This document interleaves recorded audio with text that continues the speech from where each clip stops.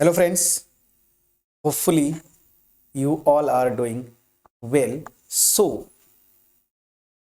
इस वीडियो में मैंने एक थ्योरम ना बेसिकली ये प्रॉपर्टी है ग्रुप होमोमॉर्फिज्म का और मैं यहाँ पे वेरी वेरी इंपॉर्टेंट लिख रहा हूँ क्योंकि ये थ्योरम आपके होम एग्जाम्स की बात बोलो ना तो इसका प्रूफ अक्सर आता है पहली चीज़। और दूसरी चीज़ ये कि अगर आप बीएससी पास आउट है तो भी इस प्रॉपर्टी का यूज़ जो है आप एक्चुअल न्यूमेरिकल्स जब करते हैं ना आप लाइक आईआईटी जैम हुआ या फिर नेट हुआ गेट हुआ या फिर कोई भी एमएससी एंट्रेंस का पेपर अगर आप देते हैं तो वहाँ पे इन प्रॉपर्टीज़ का यूज़ हो जाता है। तो ग्रुप होमोमॉर्फिज्म की ये सबसे पहली प्रॉपर्टी बहुत इंपॉर्टेंट है और इसको आप जैसे कुछ बुक्स में देखेंगे ना तो बस एक लाइन में लिखता है कि under group homomorphism identity and inverse correspond. Simple सा एक लाइन में लिख देते हैं। अब इसका मतलब क्या है तो मे बी आपके एग्जाम में केवल यही लैंग्वेज लिख दे कि prove that under group homomorphism identities and inverses correspond, ये करके दे दे तब भी ये पूरा जो स्टेटमेंट लिखा हूँ यही इसका मीनिंग है और जो प्रूव करेंगे तो कंप्लीट करेंगे, या फिर आपको इस तरह से लैंग्वेज फॉर्म में दे तब भी आपको प्रूव करना है। लास्ट वीडियो में हमने बहुत डिटेल में जाके ग्रुप होमोमॉर्फिज्म को we try to feel it कि कैसे ग्रुप होमोमॉर्फिज्म एक्चुअली होता क्या है, उस पर एग्जाम्पल्स किया हमने। उसके बाद कर्नल निकालना सीखा, कर्नल का डेफिनेशन, उसके बाद कोई भी ग्रुप होमोमॉर्फिज्म दिया है उसका कर्नल कैसे निकालते हैं। तो अब इस थ्योरम का प्रूफ, छोटा प्रूफ है, इंपॉर्टेंट है, इसको करते हैं। अगर प्रूफ आपके पास क्रिस्टल क्लियर वे में पहुंच पाए, वीडियो को लाइक ज़रूर करिएगा, फ्रेंड्स के साथ शेयर करिएगा, कमेंट सेक्शन में कमेंट के थ्रू अप्रिशिएट करना मत भूलिएगा और चैनल पे अगर नए हैं जरूर सब्सक्राइब करिएगा। अब फर्स्ट पार्ट का प्रूफ करेंगे जो मैं बोल रहा था ना कि under group homomorphism identities and inverses correspond. इसका मतलब क्या है चलिए तो पहला जो ये स्टेटमेंट है थ्योरम का देखते हैं कि f from g to g dash be a group homomorphism. ठीक है, देन सबसे पहला कि f of e equal to e dash, इसका मतलब क्या होता है ना, पहला जो पार्ट है कि आइडेंटिटी लूंगा ना, जैसे देखिए इसको सिंपली मैं एक लाइन में एक्सप्लेन कर दूं, पहले तो पढ़ देते हैं कि f of e equal to e dash where e and e dash are identities of g and g dash respectively. That is, यही मैं बोल रहा था एक लाइन में, ये जितना लिखा आइडेंटिटीज करेस्पॉन्ड अंडर होमोमॉर्फिज्म। इसका मतलब क्या है, पहले छोटा सा एक ग्राफ खींच के मैं आपको एक्सप्लेन कर देता हूँ। देखिए पहला स्टेटमेंट का मतलब ये है, अगर ये ग्रुप है जी और यहाँ पे जी डैश है और ये ग्रुप होमोमॉर्फिज्म है तो बहुत सारे एलिमेंट्स होंगे यहाँ पे भी यहाँ पे भी। मैं सिंपली आइडेंटिटी पे फोकस करूँगा, यहाँ की आइडेंटिटी ई है, यहाँ की आइडेंटिटी ई डैश है, यहाँ पे भी बहुत सारे एलिमेंट्स होंगे।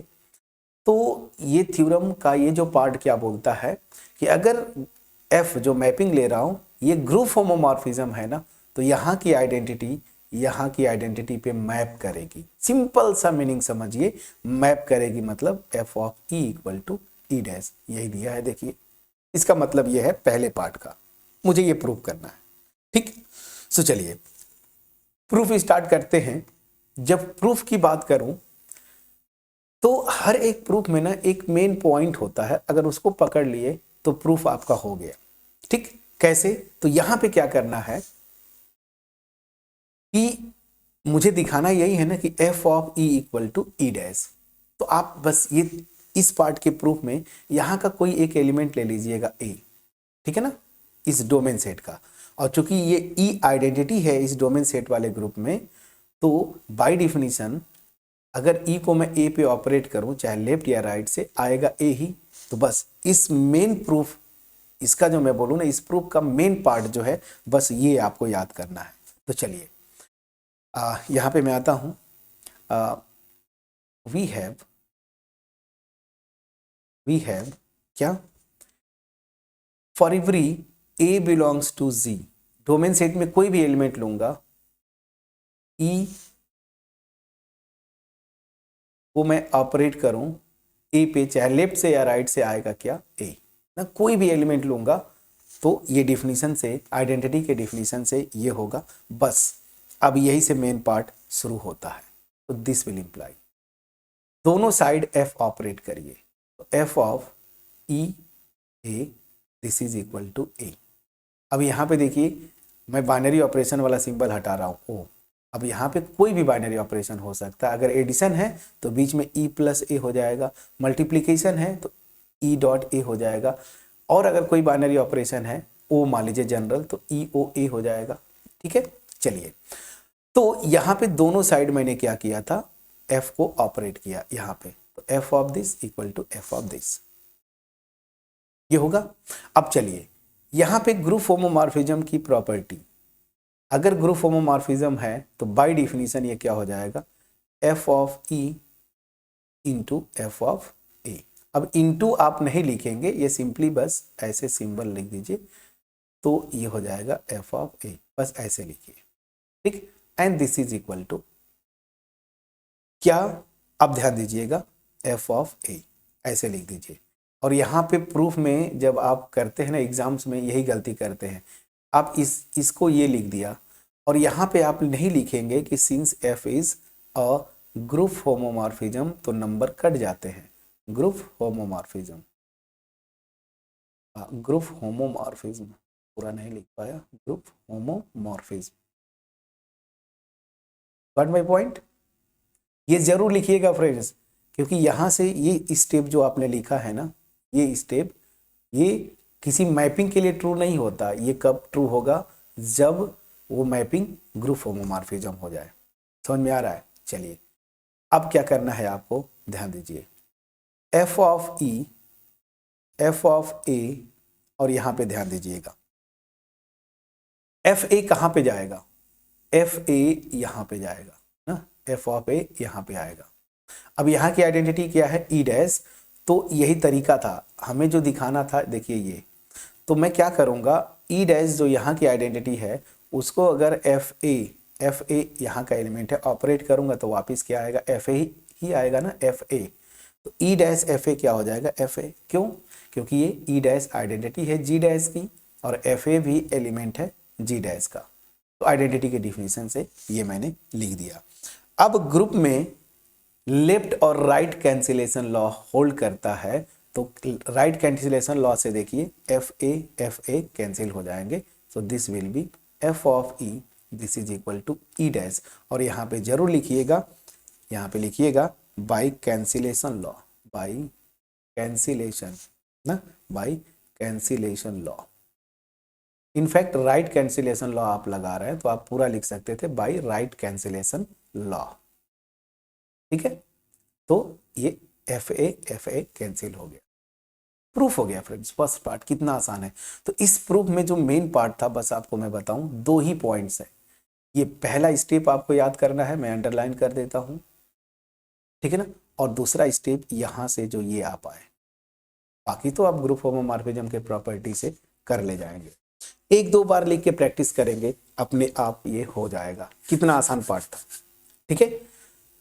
प्रूफ मैंने कर दिया आपके होम एग्जाम के पॉइंट ऑफ व्यू से। आगे जैम, नेट, गेट, उसके लिए जब अप्लाई करेंगे तो सिंपली आपको याद क्या करना है, यहाँ की आइडेंटिटी गारंटी है यहाँ की आइडेंटिटी पे मैप करेगी। एक्स्ट्रा एलिमेंट्स हो सकते हैं जो यहाँ की आइडेंटिटी पे आए, कर्नल में हमने देखा था, बट ये गारंटी है कि यहाँ की आइडेंटिटी कोडोमेन सेट की आइडेंटिटी पे मैप करेगी। मैं समझा पाया? चलिए, फर्स्ट पार्ट तो बहुत आसानी से प्रूव कर लिया। अब आते हैं सेकेंड पार्ट का प्रूफ ना। सेकेंड पार्ट जो बोलता क्या है, इनवर्स करेस्पॉन्ड। इसका मतलब क्या है, मैं यही से समझा दूं, ये बोल क्या रहा है ना, या चलिए मैं अलग से बता देता हूं, अलग से।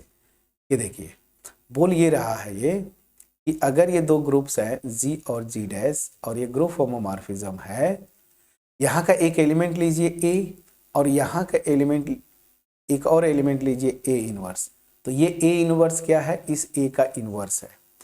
तो ये क्या बोलता है कि जो इस ए इनवर्स का इमेज आएगा ना यहाँ पे, वो किसके इक्वल होगा, यहाँ पे पहले एफ ए का इमेज निकाल लीजिए, और इस एफ ए जो यहाँ का एलिमेंट है उसका जो इनवर्स होगा ना यहाँ पे, उसी पे ये इनवर्स ए डैश मैप करेगा। इसका मतलब देखिए ये हुआ, ठीक है।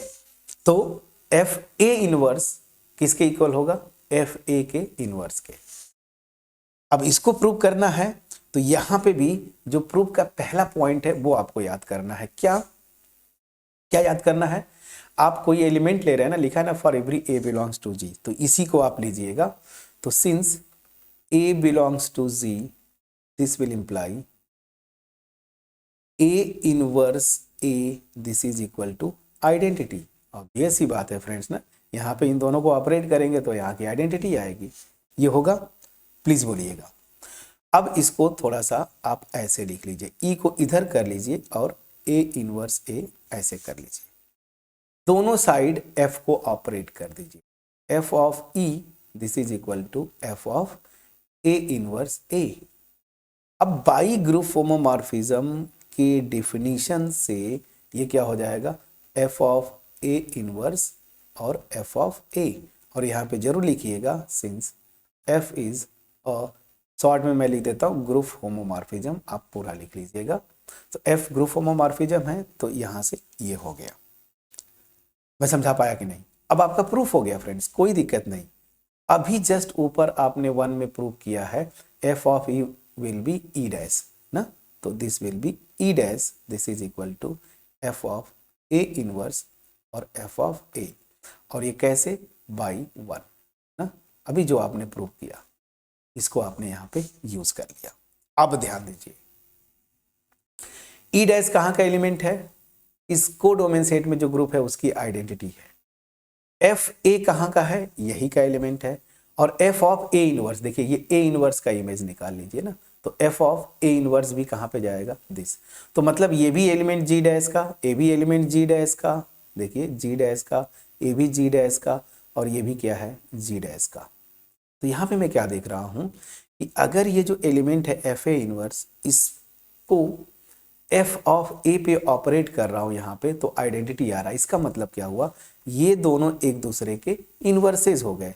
तो हमें जो प्रूव करना क्या है कि इसका मतलब क्या हुआ कि एफ ऑफ ए इनवर्स जो है ना वो किसका इनवर्स है? एफ ए का। एफ ए का इनवर्स है, मतलब इसको आप ऐसे लिख दीजिए। यही हुआ ना, जब इन दोनों को ऑपरेट कर रहा हूँ आइडेंटिटी आ रही है, दैट मीन्स क्या हुआ? ये एलिमेंट इस एलिमेंट का इनवर्स है। तो इस एलिमेंट का इनवर्स ऐसे लिखते हैं, equal to f a inverse. यही प्रूफ हुआ। प्रूफ कितना आसान था। अगर आप बोलेंगे कि प्रूफ सर बड़ा डिफिकल्ट है, तो ऐसा कुछ भी नहीं, ठीक है। तो अब इस प्रूफ में जो मेन पॉइंट आपको रिमेंबर करना है बस ये, कोई सिंस ए बिलोंग्स टू जी, ये पॉइंट मैं इसको अंडरलाइन कर दिया। अगर आप ये याद कर ले जाते हैं तो बाकी तो अपने आप आसानी से हो जाता है, ठीक है। बस ये पॉइंट। अब ये जो मैंने पॉइंट्स को अंडरलाइन किया है, मेन पॉइंट्स, इनको याद करिए बिना देखे। और ये आपके होम एग्जाम में अक्सर कई बार कई यूनिवर्सिटीज में मैंने देखा प्रूव करने को आया शॉर्ट आंसर में। मेन अंडरलाइन पोर्शंस को ध्यान दे दीजिए और आप इसको अपने से 1 से 2 बार just try to practice it ना, तो यहाँ पे आपको कोई डाउट नहीं होगा। तो होपफुली ये एफर्ट जो है, ये छोटा सा प्रूफ आपके पास पहुँच पाया होगा। अब जो है एक और इम्पॉर्टेंट जो मैंने आपको बोला था, हालांकि बहुत सारी प्रॉपर्टीज़ होती हैं, क्योंकि मुझे प्रूफ भी करना है तो इम्पॉर्टेंट ना, तो ये भी एक इम्पॉर्टेंट जो रिजल्ट है। क्या रिजल्ट है कि अगर मैं एक ग्रुप होमोमॉर्फिज्म लेता हूं तो उसका कर्नल जो होता है ना, डोमेन सेट में जो ग्रुप है उसका नॉर्मल सब ग्रुप होता है। ये बहुत बहुत इंपॉर्टेंट है, कई बार ये भी होम एग्जाम्स में प्रूफ में आया हुआ है। तो क्या है, इसको भी मैं थ्योरम फॉर्म में लिख दूं, कोई दिक्कत नहीं है, थ्योरम फॉर्म में लिख दिया। क्या चलिए मैं लिख देता हूं, let f from g to g dash be a group homomorphism, be a group homomorphism, पूरा लिख देता हूं, group homomorphism, group homomorphism, group homomorphism, then kernel f, kernel f is a normal subgroup, is a normal सब group of इसका जो domain है, colonel किसका subset होता था, इस जी का, तो किसका नॉर्मल सब ग्रुप होगा, जी का। ठीक है ना। अब रही बात इसका प्रूफ। अब देखिए इसके प्रूफ में दो तीन चीजें, अगर बुक होगी तो आप देख के एक बार आएंगे तो और क्लियर होगा जब मैं करवाऊंगा। जब भी आपको कोई दिखाए ना, कोई सेट ले, बोले कि दिखाओ कि ये इस ग्रुप का सब ग्रुप है, तो दो चीजें हमेशा याद रखिए। मैंने देखा है स्टूडेंट्स मिस्टेक करते हैं। सबसे पहले डिफिनीशन पे जाइए। किसी भी सबसेट को ग्रुप, उस ग्रुप का सब ग्रुप प्रूव करते थे तो डिफिनीशन याद करिए, उसको नॉन इम्पिटी होना चाहिए था। तो सबसे पहले आप दिखाएंगे कि जो अगर ये ग्रुप होमोमॉर्फिज्म है तो कर्नल जो है ना वो नॉन इम्पिटी होगा, पहला चीज। फिर क्या दिखाएंगे कि कर्नल जो है वो सब ग्रुप होगा जी का। दूसरा चीज, पहले सब ग्रुप भी दिखाएंगे। जब सब ग्रुप दिखा देंगे तब फिर तीसरे स्टेप में आप दिखाएंगे कि ये नॉर्मल सब ग्रुप। तो ये 3 स्टेप फॉलो करेगा इसका प्रूफ। थोड़ा सा बड़ा मैं नहीं बोलूंगा, शॉर्ट आंसर में ही आएगा। तो ये है थ्योरम। ठीक है। अब ये होमवर्क देता हूं आपको, आप प्रूव करिएगा। अगर आप पहले से बुक से पढ़ के आएंगे थोड़ी चीजें समझ पाएंगे। कहीं पे कुछ अगर डाउट रह जाता है तो जब मैं करूंगा तो चीजें क्लियर हो जाएंगी। इसलिए मैंने एडवांस में ये थ्योरम लिखा और इसका मैंने आपको हिंट भी दिया, आउटलाइन भी दिया, ताकि बुक्स में जाएं तो आपको समझ में आ जाए, कोई भी बुक से अगर प्रूफ आप पढ़ते हैं तो। So in next video we will try to prove this particular theorem, which is very important in both sense, with respect to your examination point of view as well as competitive point of view. ठीक है।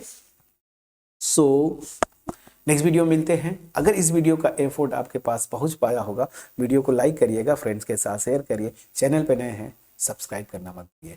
Specially वो friends जो आप visit करते हैं, benefit मिलता है आपको, फिर भी अगर आपने चैनल को सब्सक्राइब नहीं किया प्लीज़ सब्सक्राइब करिए।